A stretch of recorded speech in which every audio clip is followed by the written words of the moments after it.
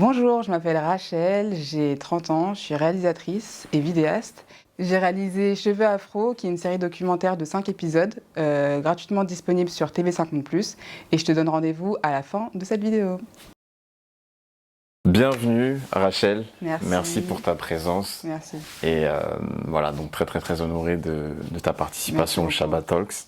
Donc on va évoquer ton parcours et on va évoquer aussi ta casquette de réalisatrice, notamment ton dernier documentaire Cheveux Afro, qui est disponible sur TV5. Donc est-ce que tu peux te présenter avant tout? Qui est Rachel? Alors, qui est Rachel? Avant d'être réalisatrice, je suis une jeune fille, en vrai, comme tout le monde. J'aime les moments en famille, j'aime rigoler. En fait, j'aime vraiment les moments assez simples. Et oui, à côté, j'aime filmer, j'aime raconter des histoires. Et c'est pour ça que j'ai créé Cheveux Afro, parce qu'en fait, en étant petite, j'ai vécu les moments de coiffage difficiles. Et comme je disais, comme toutes les filles, comme moi, en fait. Donc moi, voilà, c'est pour ça que je dis que j'aime vraiment les choses simples. Et donc voilà, j'ai vécu des moments de coiffage compliqués. Et de là, en fait, il n'y a pas longtemps, je suis revenue... Enfin, il n'y a pas longtemps. En 2018, je suis revenue au naturel. Et j'ai repensé à ces moments de coiffage qui étaient compliqués, difficiles. Et c'était vraiment le point de départ de mon documentaire pour comprendre en fait pourquoi en fait ces moments avaient été comme ça. Et en fait, si ces moments avaient été comme ça, c'est que forcément il y avait une raison derrière. Et voilà, de fil en aiguille, voilà, j'ai cherché, j'ai lu, je me suis documentée et j'ai compris que c'était bien plus qu'une histoire de cheveux. Ok, très bien. Alors, on va échanger sur ton documentaire, mais juste avant ça, on aimerait savoir qu'est-ce qui t'a inspiré à devenir réalisatrice? À la base, j'ai fait des études de journalisme et dans ces études de journalisme, j'avais pas du tout étudié la réalisation. Donc j'étais pas, voilà, j'avais pas projeté de devenir réalisatrice en fait à la base parce que je ne connaissais pas ce métier en fait. Et en fait, au fil des années, à la fin de mon cursus, donc je vais être presque diplômée, sauf que en fait, ce qu'on me propose comme avenir, c'est-à-dire BFM TV, TF1, ça me convient pas. Ça va trop vite pour moi, c'est l'info tout le temps, tout le monde fait la même chose. Donc en fait, moi je me dis, mais elle est où ma touche à moi en fait? Là, je Personnel, raconte, ouais. ouais, personnel, mais je raconte la même chose que tout le monde. Et je fais un dernier stage, et pendant ce dernier stage, je rencontre une femme qui est réalisatrice, qui s'habille bien, qui a la caméra à la main et tout. Et je me dis, ah en fait, c'est pas ce qu'on m'avait appris à l'école, hein, c'est pas ce qu'on m'avait enseigné, donc je le vois en stage. Et je me dis, en fait, c'est possible de raconter les histoires qu'on aime, qu'on veut. Et, Comme on veut. Ouais, qu'on veut et comme on veut. Et là, je me suis dit, en fait, ok, je vais faire des documentaires. Donc, là, on est en 2017, mais j'avais pas du tout d'idée documentaire. Mais je savais que je voulais faire ça. Parce qu'il y avait un aspect créatif, parce que je pouvais prendre mon temps à raconter des histoires et tout. Et en 2018, donc, je fais un défrisage raté. Et à partir de ce défrisage raté, je me pose la question du pourquoi j'ai fait ça pendant des années en fait, me lisser comme ça, me torturer, le cuir chevelu, pourquoi toutes les filles qui sont autour de moi ont fait cette même expérience. Donc là, je me dis en fait, il y a quelque chose qui est pas normal. C'est vraiment le défrisage raté, Ouais, le où tu défrisage. t'es documenté sur... C'est ça, vraiment le défrisage raté parce qu'en fait, je me suis défrisée pendant 12 ans, mais c'est vraiment ce défrisage-là où je me brûle. Je pense que c'était la brûlure de trop. Et je me suis dit, mais des fois, faut vraiment souffrir pour comprendre. Et c'était vraiment la brûlure de trop. Et je me suis dit, mais pourquoi je me fais souffrir? Et surtout que j'avais 23 ans à ce moment-là. Et je me dis, mais je vais pas faire ça toute ma vie. Genre, toute ma vie, je vais faire ça, des défrisages à répétition. Genre, je peux pas faire ça, c'est trop dangereux. Et là, je me pose des questions pour de vrai. Alors que le mouvement Napi, il avait quand même bien 10 ans derrière lui. Hein. Ouais, Mais c'est à ce moment-là, vraiment, je me pose la question et je me dis non, il y a quelque chose qui va pas, il faut faire un documentaire là-dessus parce que c'est un vrai sujet social. Ok, donc la brûlure, les études en journalisme t'ont poussé à créer donc Cheveux Afro. Donc là, on a les deux pieds dans le plat. Qu'est-ce qu'est Cheveux Afro? Et comment as-tu eu cette brillante idée de collaborer avec tous ces intervenants magnifiques qu'on peut retrouver dans ton documentaire? Alors, Cheveux Afro, c'est une série documentaire de 5 épisodes. Un épisode, c'est environ 14-15 minutes. Et c'est une série documentaire, en fait, qui revient sur le mouvement du retour des cheveux au naturel, qui est un mouvement universel. C'est un mouvement qu'on retrouve en France, c'est un mouvement qu'on retrouve sur le continent africain, aux États-Unis. Et en fait, je voulais vraiment raconter cette histoire avec un œil avec une base française, avec des intervenantes majoritairement françaises, pour comprendre quel était ce phénomène social. En fait, pour nous, dans la communauté noire, il y a eu vraiment un gros changement, un gros boom, mais j'avais l'impression qu'on n'avait pas... En fait, à chaque fois qu'il y a un documentaire, c'est parce que parfois, il y a une grosse histoire derrière. Quand on fait parfois des films, c'est qu'il y a eu un gros mouvement social. Quand Envoyé spécial, il y a un événement, il y a un événement, il y a une fracture. C'est ça, Envoyé spécial, ils font un sujet, bam, c'est parce qu'il y a eu un événement derrière. Et je ne comprenais pas pourquoi, avec ce mouvement, pour moi, qui était un mouvement révolutionnaire, on n'avait pas vraiment fait de sujet sur voilà, cette thématique. Et je me suis dit, mais il faut vraiment qu'on pose cette histoire, parce que déjà, elle est à nous. Et en plus, il faut la raconter, parce qu'il s'est passé un truc de fou. On a arrêté le défrisage. Enfin, même s'il y a des personnes qui continuent, mais le défrisage, on l'a arrêté, on a changé, c'est bon, on a arrêté. Et beaucoup de gens disaient que c'était un effet de mode, que ça n'allait pas durer. Ça n'allait pas durer, Donc on regardait pour voir un jour si on allait revenir au défrisage. Ouais, mais en fait, on n'est pas revenu au défrisage. Et je trouve que c'est vraiment fort. Et je voulais vraiment raconter cette histoire. Et je trouvais intéressant de voir que l'histoire et le présent allaient ensemble. Ça veut dire qu'une fille qui a 20, 30 ans a vécu le défrisage, mais elle n'a pas vécu l'histoire esclavagiste. Elle n'a ni vécu l'esclavage, elle n'a ni vécu la colonisation. Pourtant, le défrisage tire ses racines dans cette période-là. Donc je trouvais ça assez fascinant et en même temps assez effrayant, déroutant, de voir comment l'histoire qui a des siècles passés peut avoir encore un impact sur nous. Une incidence actuelle. Et même sur le cheveu. Donc voilà, je trouvais ça intéressant.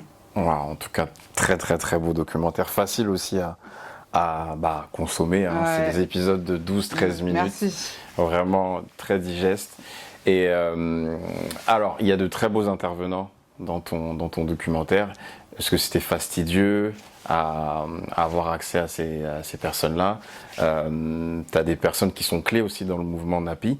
Gardes-tu un très beau souvenir de leurs interventions? Bizarrement, c'était pas difficile d'avoir toutes les intervenantes qui sont dans le documentaire. Pour les personnes qui étaient anonymes, j'ai vraiment fait une annonce sur Instagram, sur TikTok et tout. Voilà, j'ai un projet documentaire, est-ce que vous êtes partante, etc. J'ai reçu 200 mails, du coup j'ai dû vraiment trier. Et après, voilà, j'ai fait des sélections, des présélections, etc. Pour les personnalités, pareil, j'ai envoyé un mail avec mon projet, avec un dossier. Et en fait, celles qui sont dans le documentaire, c'est celles qui ont répondu oui, facilement. Et après, pour toutes les personnes, par exemple, Juliette Smiralda qui a écrit Peau noire, cheveux crépus, pareil, c'était pas compliqué non plus. C'est une pionnière aussi dans le mouvement, Kelly Measol, Clarisse Liben, Fatou Ndiaye, c'est des pionnières dans le mouvement. Et ça n'a pas été compliqué parce que je pense que c'est un sujet qui leur parle. Elles ont eu un rôle à jouer dans ce mouvement. Et je pense que voilà, c'était évident pour elles de prendre la parole sur ce sujet-là. Très bien, je demande ça parce qu'il y a sûrement des réalisateurs en herbe qui vont nous regarder et qui aimeraient savoir comment faire. Mais après, il faut persévérer. C'est vrai que je dis pas que c'est simple, forcément. Là, c'est vrai que j'étais arrivée avec un pilote. J'avais déjà fait un pilote, etc. pour la chaîne, parce qu'il fallait que je convainque les chaînes, etc. Donc j'avais de la matière, j'avais quelque chose à leur montrer. Ouais, bien sûr. Donc c'était pas juste un mail, entre guillemets, mais il faut persévérer. Oui, c'est sûr qu'il faut persévérer. Il y a eu des relances, hein, c'était pas... Mais non, persévérer quand même. Persévérer toujours. Toujours. Et ce qu'on peut constater aussi dans ton documentaire, c'est la direction artistique. Les images, les fonds, j'ai vu les nombreux magazines, même la musique. Donc il y a un réel attrait artistique. On va parler un peu plus de ton côté réalisation en général. Tu as des inspirations dans la réalisation de documentaires ou même dans la réalisation tout court, ou peut-être dans la musique, qui t'ont inspiré à avoir cette imagerie? J'ai beaucoup aimé la série Insecure de Issa Rae. Et justement, c'est l'une des séries où quand je regardais cette série, je m'identifiais. Bien qu'elle soit américaine, mais je m'identifiais. Et sénégalaise. Et sénégalaise en plus. Ouais, afro-américaine, mais du coup, clairement sénégalaise identifiée. Et j'aimais bien cette série parce que voilà, elle était fraîche, elle était jeune, c'est des filles qui ont 30 ans. Donc, et même, je trouve que Issa Rae aimait beaucoup la musique. Dans ces épisodes, c'est vraiment ça rythme ces épisodes. Totalement. Et je trouvais ça vraiment inspirant. En tout cas, moi personnellement, ça m'a vraiment inspiré. Et je me suis dit, ouais, il faut vraiment que mettre de la musique, il faut que ça soit coloré, il faut que ça soit rythmé, il faut qu'il y ait plusieurs personnages, il faut que, voilà, ça donne à voir, vraiment. Prenez note. Non, mais vraiment, je voulais quelque chose de vivant, je voulais vraiment quelque chose de dynamique, je voulais pas un documentaire tout lisse comme on a l'habitude de voir. Et ouais, Issa-Rae, Insecure, vraiment, je m'en suis inspirée, ouais. Ok, très bien. Et qu'est-ce qu'on peut espérer pour la suite dans ta vision de réalisatrice? Des sujets similaires, autres? Qu'est-ce que t'imagines pour ta suite en tant que réalisatrice? Étonnamment, je suis pas une spécialiste du cheveu à la base. Non, mais comme je disais, je suis vraiment une fille comme tout le monde qui a voulu raconter une histoire parce que pour moi c'était un truc de fou ce qui s'était passé. Et mais du coup, le fait d'avoir fait une première saison, on va dire, de Cheveux Afro, bah, ça m'a donné envie d'en faire une autre. Bien sûr. Et j'étais pas partie en faisant Cheveux Afro en me disant je vais faire une saison 2. Mais là, je me dis, mais c'est évident en fait, parce qu'il y a tellement de choses à dire. C'était juste, là, j'ai posé des choses, mais au final, il y a vraiment tellement de choses à dire. Encore en France, sur le continent africain, aux Antilles, sur les hommes, et du coup, je me dis non, je peux pas m'arrêter là. Donc, j'ai déjà commencé à écrire. Ok. J'ai déjà commencé à écrire, mais voilà, c'est pas officiel, c'est pas, voilà, il y a rien de, voilà.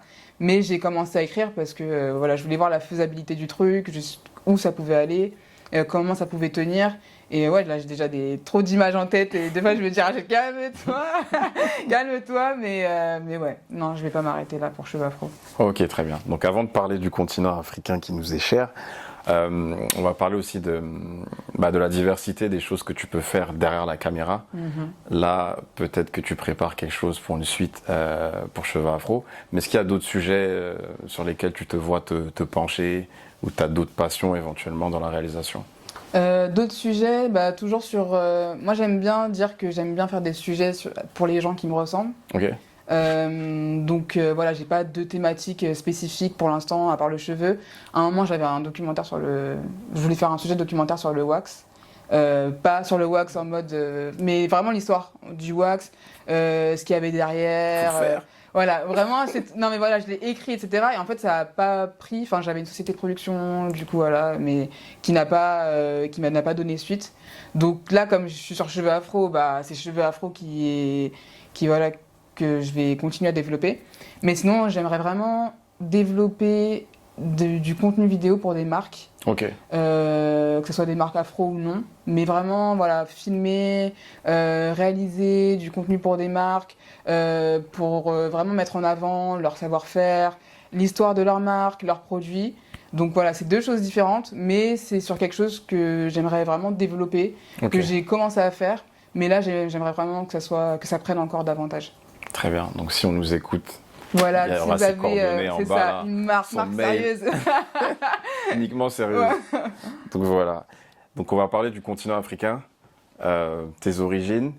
Donc t'es d'origine... Je suis d'origine ghanéenne, pas guinéenne, parce que les gens aiment bien. Voilà. Je suis d'origine ghanéenne. Ok, donc cher à ton cœur, Ouais, j'imagine. T'as des souvenirs, tu vas souvent au pays? Alors j'y suis allée cette année, donc Okay. je suis retournée cette année pour mes 30 ans.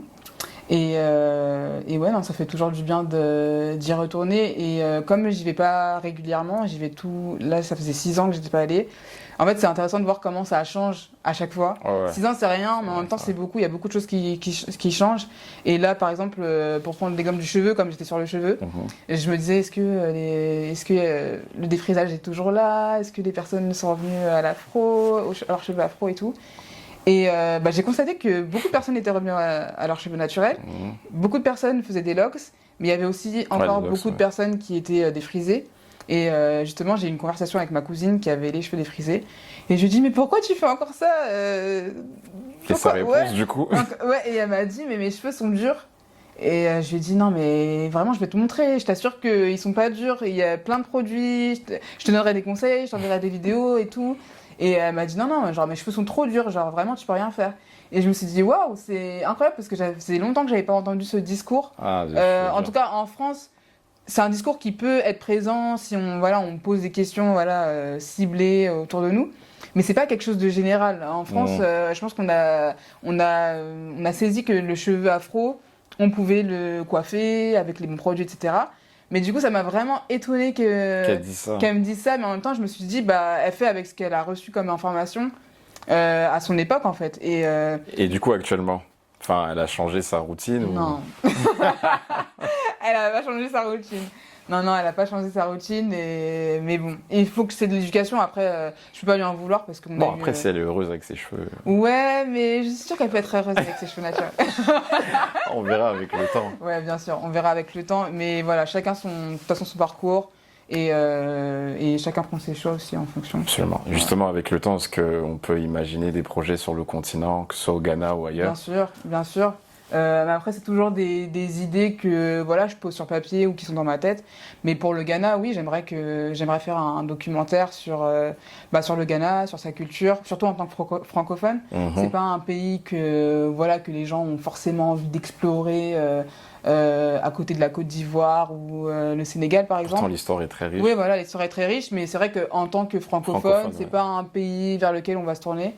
Donc voilà, faire un documentaire en tout cas sur la culture, sur l'identité ghanéenne en général. Ok, bah écoute, parfait. Moi, Merci. j'ai toutes mes réponses. Merci beaucoup. Je suis sûr que cet échange va inspirer. J'espère. Dernière question, est-ce que tu as des inspirations autres que Issaré qui pourraient inspirer nos... Est-ce que j'ai des inspirations Ce qui m'entoure, c'est un peu bateau comme question de dire que ce qui m'entoure, ça m'inspire, mais c'est vraiment la réalité. D'entendre les gens, de voir leur manière de fonctionner. Ouais, enfin, tout est source d'inspiration en fait. Maintenant, même avec les réseaux sociaux, mais je trouve que tout est source d'inspiration, donc je dirais que ma source d'inspiration, c'est ce qui m'entoure en fait. Ok.